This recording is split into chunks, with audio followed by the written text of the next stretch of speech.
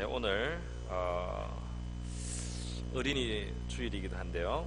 우리 어린이들이 각 교육부서에서 오늘 특별한 아마 예배를 드리고 있는 줄 믿습니다. 드리게 될 건데요. 오늘 저는 이 믿음에 대한 말씀을 함께 나누고자 합니다. 왜냐하면은 이 믿음은 우리 개인에게와 또 우리 자녀들, 후손들을 생각해서도 참 중요한 겁니다. 제가 최근에 어느 한 목사님의 그 간증을 들은 기억이 납니다. 그 목사님의 말씀은 이런 것이었어요. 자기는 어릴 때부터 하나님에 대한 믿음이 자연스럽게 생겼는데 그것이 어떻게 그렇게 됐느냐 하면은 부모님과 함께 가정 예배를 드리거나 또 집에서 이야기를 하면은 어머니나 아버지가 늘 간증을 하셨다는 겁니다. 그 자녀들에게 하나님께서 어떻게 하셨다, 하나님께서 이 기도를 어떻게 들어주셨다, 하나님이 어떻게 역사하셨다, 이런 이야기를 늘 하는 가운데서 자기가 자랐다는 거예요. 그래서 자기 부모님께 늘 감사하고, 자기가 자라면서 언제 어떻게 믿음이 자기가 생겼는지는 모르지만 이 부모님의 그런 간증을 늘 들으면서 자라면서 하나님이 살아계시다, 하나님은 그런 분이시구나, 그 마음속에 자연스러운 믿음이 자랐다는 것입니다. 그래서 우리도 이와 같이 참 자녀들에게 믿음의 간증을 해줄 수 있는 그런 우리가 될 수 있기를 바랍니다.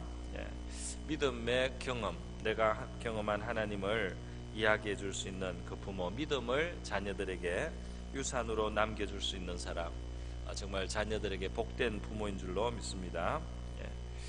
오늘 데살로니가 전서에서는 3절에 특별히 보면은 너희의 믿음의 역사와 사랑의 수고와 우리 주 예수 그리스도에 대한 소망의 인내를 우리 하나님 아버지 앞에 끊임없이 내가 기억한다 하고 사도 바울이 또 그 동역자들이 데살로니가 교회의 신앙을 기억하고요, 그들의 또 신앙을 칭찬하는 내용을 볼 수 있습니다.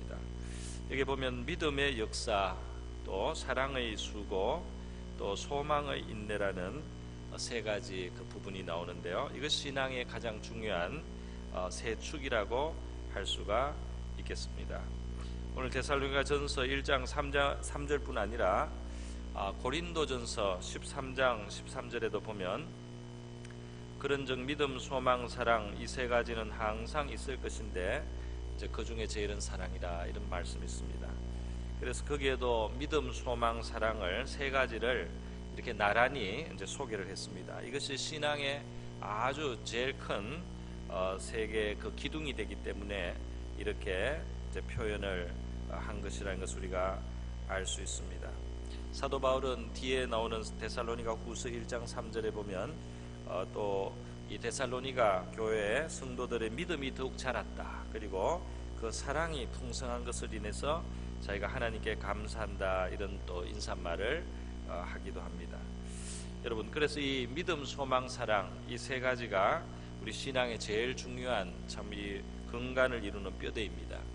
무슨 방언을 말하기도 하고 예언을 말하기도 하고 신령한 어떤 지식을 가질 수도 있지만은 그것은 어떤 때는 있고 어떤 때는 없습니다. 교회 역사 속에서 방언이 많이 나타날 때가 있고 방언이 별로 안 나타날 때가 있습니다. 예언의 은사가 나타날 때가 있고 안 나타날 때가 있습니다. 그러나 믿음이라고 하는 것, 또 소망이라고 하는 것, 사랑이라고 하는 이것은 신앙생활을 하는 이상은, 우리 하나님을 믿고 그 아들 예수 그리스도를 믿는 이 교회와 성도들이 이 땅에 있는 동안에 항상 있습니다. 우리가 천국 가는 날까지 믿음, 소망, 사랑 이것이 우리에게 풍성할 줄로 믿습니다.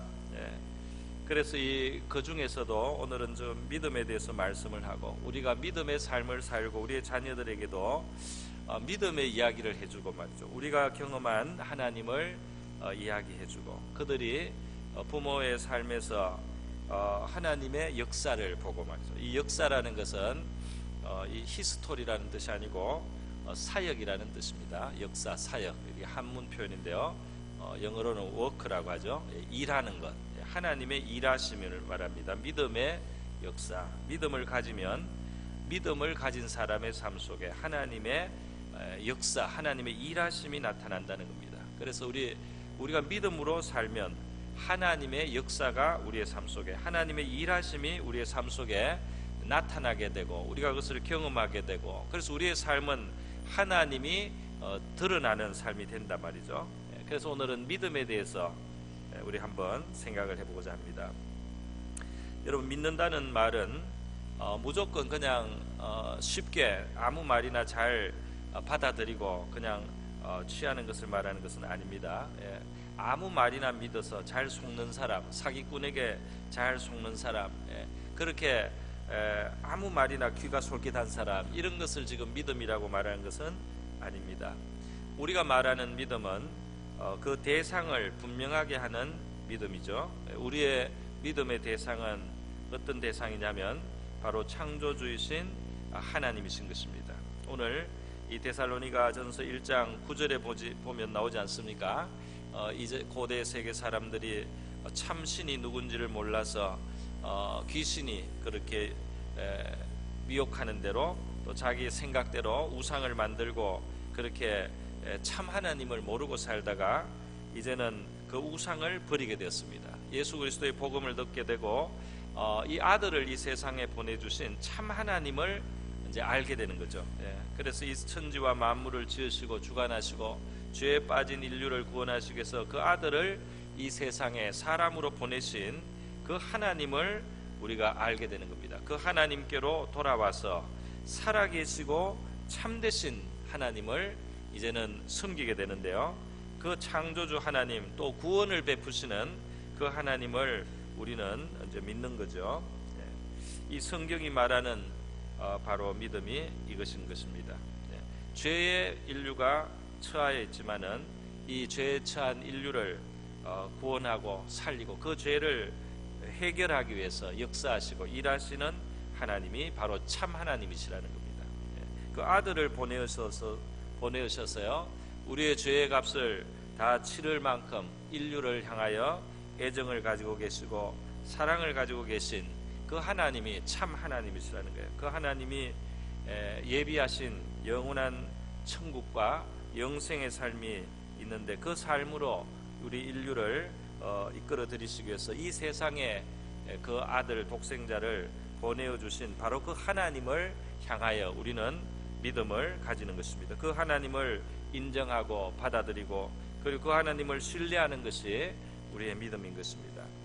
여러분, 그래서요, 이 믿음이라고 할 때는 우리가 하나님께 그 신뢰를 두는 것입니다. 신뢰. 그래서 믿는다 하는 말 속에는 신뢰한다는 뜻이 있어요. 신뢰한다. 우리의 신뢰를 그에게 둔다는 것입니다. 히브리서 11장 6절에 우리가 하나님을 찾을 때는 반드시 믿음을 가지고 하나님께 나가라고 그렇게 권면하고 있어요. 믿음이 없이는 하나님을 기쁘시게 하지 못하나니 하나님께 나가는 자는 반드시 그가 계신 것과 또한 그가 자기를 찾는 자들에게 상 주시는 이심을 믿어야 할지니라. 하나님께 우리는 나갑니다. 그래서요, 우리 하나님께 우리 나가는 이 믿음, 우리의 믿음의 성격입니다. 그런데 이 믿음을 가지고 하나님께 나가면은 어떻게 되느냐?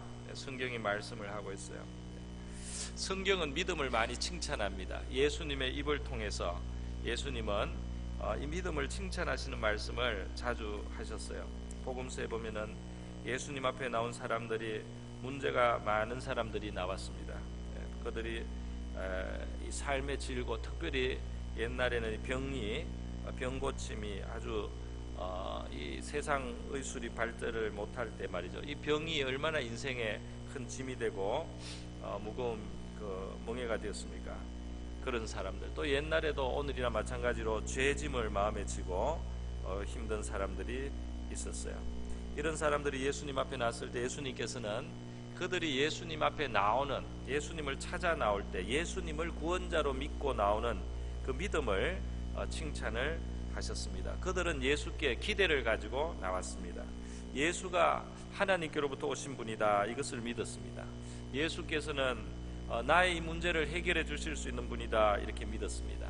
나의 이 질병과 질고에서 나를 건지실 수 있다, 이렇게 믿었어요.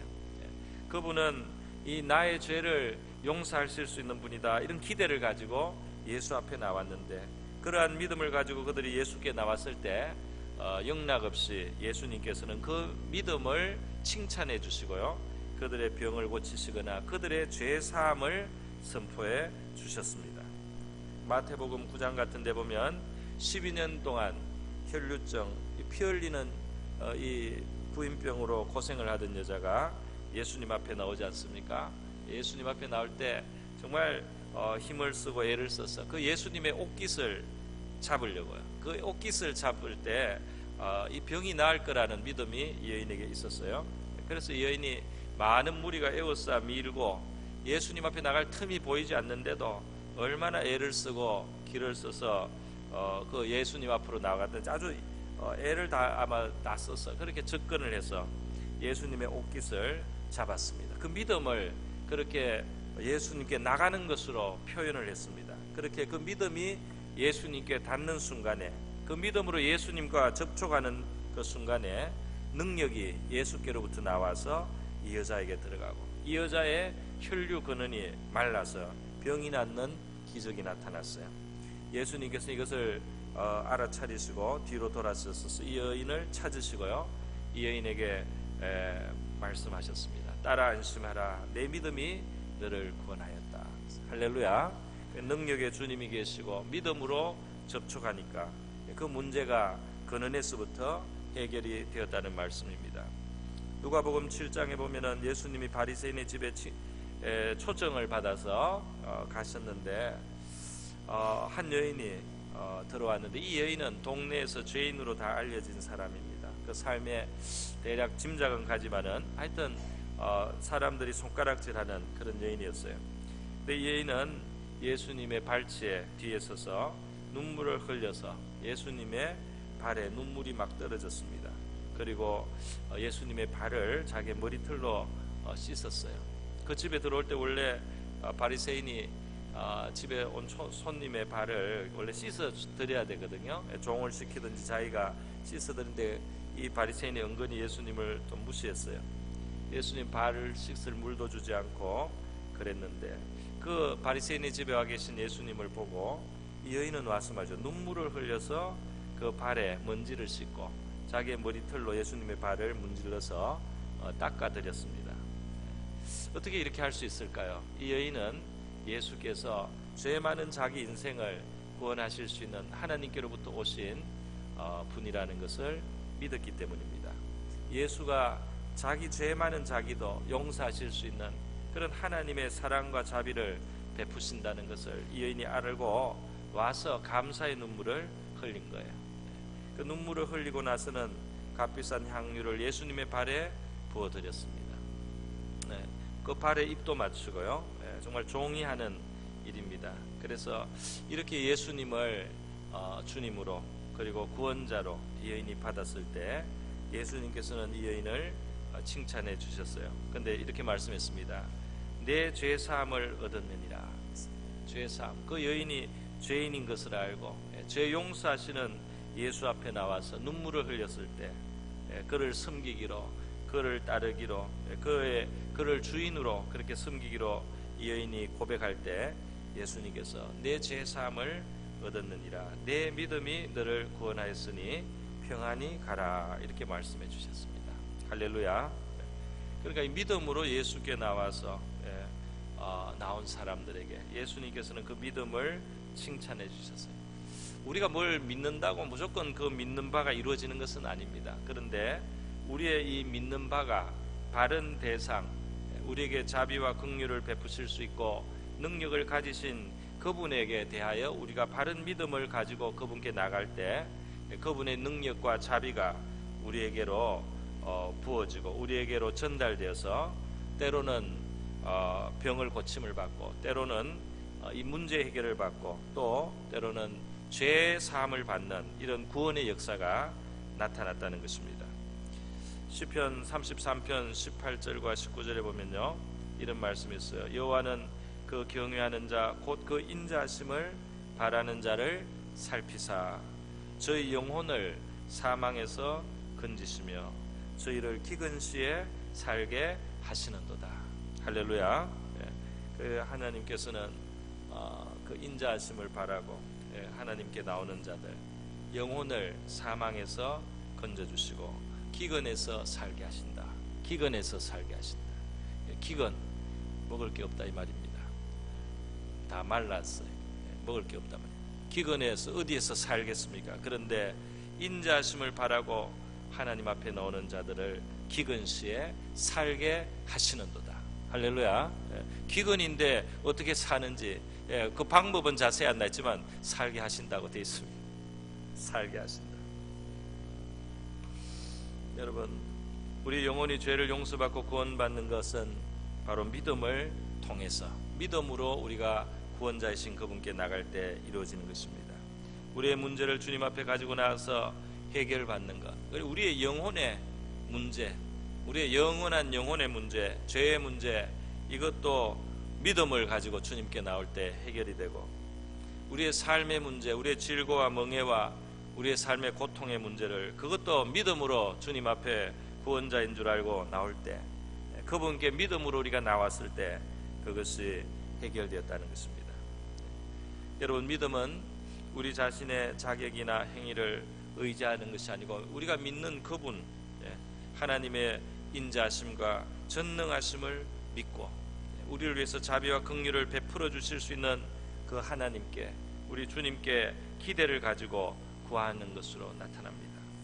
내 자신의 자랑할 만한 것이 없어도 그분의 인자하심을 바라고 그분의 능력을 바라고 우리가 나가는 것입니다.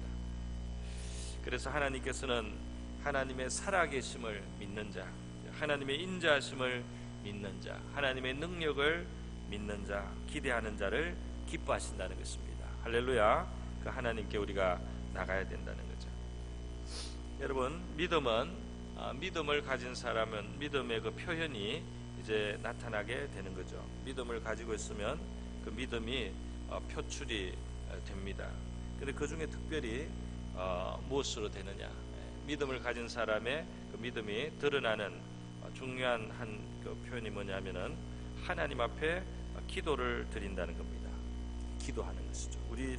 우리 삶에 우리의 지혜와 능력만으로 그렇게 살지 않고 바로 하나님이 도와주셔야 된다는, 하나님이 나에게 능력을 주셔야 된다는 그것을 깨닫고 하나님 앞에 기도를 하고 하나님께 구하게 되는 겁니다. 그리고 기도의 생활은 바로 믿음을 가진 사람의 특징입니다. 그런데 믿음의 역사라고 오늘 이 표현이 되어 있습니다. 믿음에는 뭔가가 이루어진다. 믿음을 가지고 있을 때 믿음을 가진 사람에게는 뭔가가 이루어진다. 하나님의 능력이 그 속에 작동을 해가지고 그 결과가, 열매가 나타난다고 말씀을 하고 있습니다. 하나님이 일하시려면 우리는 믿음을 가져야 돼요. 믿음을 가지고 하나님 앞에 나가야 된다는 것입니다. 하나님께 나가서 하나님을 신뢰를 하고 하나님을 구하고 또 하나님의 도움과 능력을 구하고, 그리고 하나님의 뜻과 내 뜻을 같은 방향으로 맞추려고 하고, 이렇게 할 때 말이죠. 그 믿음의 기도는 하나님의 능력을 초래해서 기적이 일어나게 되는 것입니다. 할렐루야. 여러분, 믿음은 전능하신 하나님을 믿는 것입니다. 그렇지 않습니까?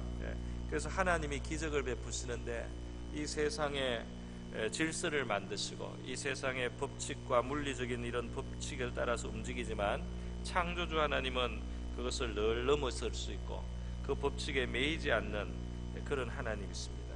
그래서 우리가 기도할 때 하나님의 역사를 우리가 구하는 건데, 하나님이 일하시도록, 하나님이 움직이시도록, 하나님의 손이 움직이시도록 그렇게 우리가 기도할 때, 기도한다는 것은, 하나님의 능력을 구한다는 것은 근본적으로 말하면 항상 기적을 기대하는 겁니다. 기적을 구하는 거예요. 하나님 앞에 기적을 구하는 거예요. 믿는 자는 기도하는데 이 기도는 사실 기적을 구하는 겁니다. 기적을 구하는 거예요. 그 일은 안 될 일이기 때문에 내가 안 구하겠다. 그거는 원래 기적을 구하는 겁니다. 기도라는 것은 원래 기적을 구하는 거예요. 물론 이 기적이라고 할 때 하나님의 역사라고 하는 것은 때로는 평범한 것 속에 덮여 있고 평범한 모습으로 평범한 형태를 취해서 나타나서 기도하고 나도 열심히 노력하고 나도 애쓰고 이렇게 되는 가운데 이게 되는 것 같아서 그렇게 이루어질 때가 많기 때문에 그것이 뭐 갑자기 물이 포도주로 바뀌는 그런 깜짝 놀랄 드라마틱한 그런 기적은 아니지만 평범한 듯이 보이지만은 우리가 기도할 때 우리의 기도는 기적을 구하고 있습니다. 우리에게 능력을 다해 주시는 기적을 구하고 있습니다. 우리에게 능력을 주셔서 그것을 이루어 가시는 그런 기적을 구합니다. 우리의 한계를 넘어서는 그 무엇을 주님께서 조성해 주시고 그것이 서서히 이루어져서 그것이 마치 자연스러운 자연 현상인 것 같고 자연스럽게 그렇게 되는 일 같지만은 그 속에 사실은 하나님의 손이 일하시는 기적을 구하는 것이 우리의 기도의 그 본질인 것입니다. 할렐루야. 그래서 우리가 기도한다는 것은 늘 기적을 구하고 이 세상을 초월해 계신 초월한 하나님의 능력이 역사하도록 하는 거예요. 지혜를 구하는 것도 기적을 구하는 겁니다. 할렐루야. 하나님 지혜를 주세요. 지혜를 달라고 했더니 하나님께서 깨닫는 마음을 자꾸 주시고 또 성경도 이해가 되고 믿음이 자꾸 생기고 그러면서 뭔가 일이 이루어집니다. 그래서 자연스럽게 되는 것 같아도 그 지혜를 주시고 깨달음을 주시고 그리고 무엇이 되도록 도와주시는 하나님의 기적적인 손길이 그 속에 세밀하게 있는 바로 기적의 역사인 것입니다. 그래서 여러분 평범하게 보이는 기적이 있고 극적으로 보이는 기적이 있습니다. 좀 깜짝 놀라는 그런 기적이 있고 아무도 안 놀라지만은 기도의 응답으로 하나님이 기적을 베풀어 주셔서 저와 여러분의 삶 속에 이루어질 수 있는 하나님의 일들이 있다는 것입니다. 이 모두가 하나님의 기적이에요. 그래서 예수님께서는 우리의 믿음이 자라기를 원하시는 거죠. 우리의 믿음이 자라기를 원하시고 우리가 낙심하지 않기를 원하십니다. 그래서 예수님께서 누가복음 18장에 너희가 기도할 때 낙심하지 말아라 그렇게 했어요. 너희 생각대로 금방금방 너희 바라는 형태로 안 된다고 낙심하지 말고 기도하라 그랬어요. 그러면서 내가 올 때 이 세상에서 믿음을 보겠느냐 그런 말씀을 끝에 하셨습니다. 그러니까 낙심하지 않고 계속 기도하는 그 믿음을 주님은 보시기를 원한다 그런 뜻이죠. 너희가 낙심하지 않고 너희 눈에 보이는 대로 너희 기대 그대로 너희 계산대로 그대로 안 되는 것 같아도 낙심하지 않고 믿음을 두고 계속해서 구하는 그 계속해서 구하는 그 믿음을 나에게 보여라 그렇게 예수님께서 말씀을 하신 줄로 믿습니다. 여러분 우리 신자의 삶에는 하나님의 역사 일하심이 함께해야 되는데 그게 믿음이 바로 중요하다고 했습니다. 어떻게 하면 우리의 믿음은 강해집니까? 예수님의 제자들도 예수님께 나와서 누가복음 17장 5절에 보면 사도들이 예수님께 우리에게 믿음을 더하소서 그렇게 구한 적이 있습니다. 믿음이 중요하다는 것을 이제 깨달은 거예요. 믿음을 달라는 기도를 했습니다. 예수님 앞에 나왔던 귀신 들린 아이의 아버지도 마가복음 9장에 보면은 예수님 앞에 나와서 그 아이를 고쳐달라고 하는데 자기 믿음이 부족하니까 안타까운 마음으로 내가 믿나이다 나의 믿음 없는 것을 도와주소서 그랬습니다. 믿음이 있어야 되는데 믿음이 부족하니까 너무 안타까웠어요. 믿습니다. 믿음 없는 것을 도와주소서. 믿고 싶습니다. 믿기를 원합니다 이 말이죠. 믿기를 원합니다. 믿음 없는 것을 도와주소서. 할렐루야. 믿음 없는 것을 도와달라는 이 기도도 믿음의 기도에 들어갑니다. 그래서 예수님께서는 이 아버지의 그 문제를 해결해 주셨어요. 그 아들을 고쳐주셨던 것입니다. 고린도후서 13장 5절에 보면 너희가 믿음에 있는가 너희 자신을 시험하고 너희 자신을 확증하라 그런 말씀이 있어요. 너희가 믿음으로 정말 사는가 하나님 앞에 믿음으로 살고 있는가 한번 그것을 점검을 해봐라. 너희가 구할 때 하나님을 믿고 구하는 것인가 너희들의 삶 속에 하나님을 믿는 증거가 있는가 하나님을 믿고 감사하는가 하나님을 믿고 참고 있는가 하나님을 믿고 감사하는가 하나님을 믿기 때문에 마음에 선을 가지고 베풀 수 있는가 하나님께서 우리의 믿음을 확인하라고 했습니다. 근데 여러분 로마서 10장 17절에 보면 우리 믿음의 성장의 비결을 말씀하고 있어요.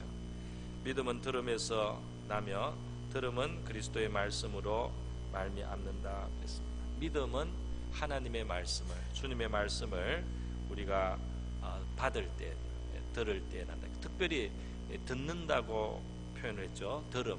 이 들음은 읽는 것은 아니고 들어야 된다. 읽어서는 소용없다. 이 말은 아닙니다. 이 들음은 우리의 귀 속으로 들어와서 우리의 이 뇌 속으로 말이죠. 이 하나님의 말씀이 깊숙이 들어가는 거예요. 우리 성경을 읽을 때 눈으로 읽지만은 눈으로 읽고 쭉 지나간다면은 믿음이 되지는 않습니다. 눈으로 읽지만은 우리의 마음의 귀로 들어야 될 줄로 믿습니다.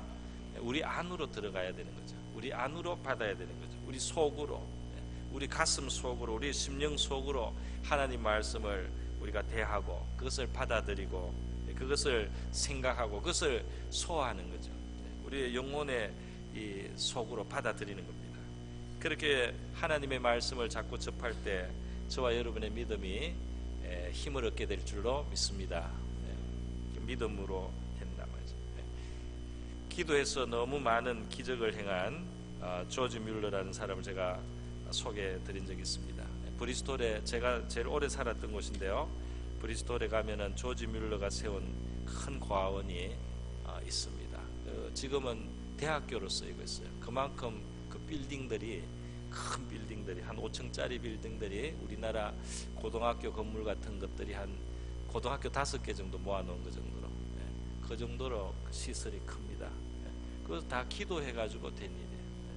다른 것 안 하고 기도할 때 하나님께서 늘 날마다 양식을 보내주시고 날마다 희한하게 그 물질이 공급이 되었어요. 그 조지 뮬러의 놀라운 기도 응답이 그의 일기책에 기록이 되어 있습니다. 날마다 신기하게 하나님의 역사가 자꾸 일어나서 이 고아원이 운영이 되는 거죠. 고아원이 신기하게 운영이 됩니다. 그래서 그가 말년에는 전 세계를 다니면서 특별히 미국까지 왔다 갔다 하면서 자기 고백을 했어요. 하나님이 이루신 일들을 사람들에게 간증을 했습니다. 참 신기하게 하나님은 늘 기도에 응답해 주셨단 말이죠. 그런데 사람들이 당신은 어떻게 그렇게 놀라운 믿음을 가지고 있습니까? 어떻게 당신의 기도는 그렇게 응답을 많이 받았습니까? 이렇게 했을 때 조지 뮬러가 한 대답은 그것인 것입니다. 나의 믿음은 특별한 믿음이 아니고 하나님의 말씀을 읽고 묵상해서 생긴 믿음입니다. 누구나 가질 수 있는 믿음입니다. 어떤 신자라도 하나님의 말씀을 받고 그 말씀을 묵상해서 하나님께 대해서 생기는 그 믿음으로 기도하면 이런 기적이 일어납니다. 할렐루야. 조지 뮬러가 그렇게 고백을 했어요. 저와 여러분의 삶에 우리 하나님께서 믿음을 대주시기를 바랍니다. 우리 하나님 말씀을 또 귀 기울여 들을 수 있기를 바랍니다. 하나님 말씀 우리가 펼쳐놓고 여기서 하나님을 발견하고 그 하나님을 향해서 우리가 기도하고 살아계신 하나님의 역사가 저와 여러분의 삶 속에 나타나고 이루어지는 그런 저와 여러분의 신앙생활 되기를 바랍니다. 우리의 후손과 자녀들에게 해줄 수 있는 믿음의 간증, 하나님의 역사가 어떻게 나타났는지 말해줄 수 있는 늘 그들이 부모에게서부터 들을 수 있는 그런 저와 여러분 될 수 있기를 바랍니다. 우리가 가르치는 학생들과 우리 영적인 자녀들에게도 우리가 이야기해 줄 거리가 있는 하나님이 어떻게 살아계시다는 것을 말해줄 수 있는 저와 여러분 될 수 있기를 축원드립니다. 우리 이 시간 다 같이 한번 기도하겠습니다. 기도할 때 주여 우리 믿음으로 구원하시고 믿음으로 우리의 삶 속에 능력을 베푸시는 주님, 하나님의 말씀에서 우리의 믿음을 얻게 하시고 또 우리가 기도해서 우리 하나님의 역사가 나타나게 하여 주시옵소서. 우리의 자녀들에게도 믿음의 증거를 보이는 우리가 되게 하여 주시옵소서. 다 같이 기도하겠습니다.